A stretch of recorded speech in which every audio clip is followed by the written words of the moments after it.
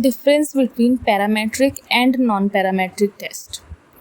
Parametric test assumptions are needed, while in non-parametric test only a few assumptions are needed.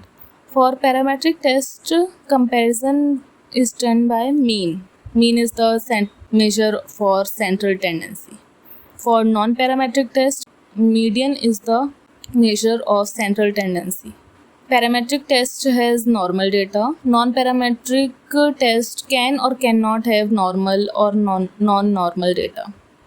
Parametric test require larger sample, minimum of 25 to 30, while non-parametric test require a smaller sample. Parametric test is done on independent and paired samples. Similarly, non-parametric test can also be done in independent and paired samples. Parametric test is done on continuous data. There can be interval level of measurement or ratio level of measurement. While for non-parametric, ordinal data is taken for most of the test, but for chi-square, nominal data can be taken.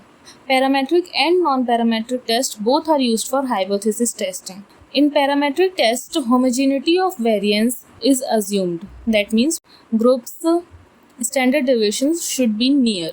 Non-parametric test, homogeneity or heterogeneity does not matter. Anything can be done.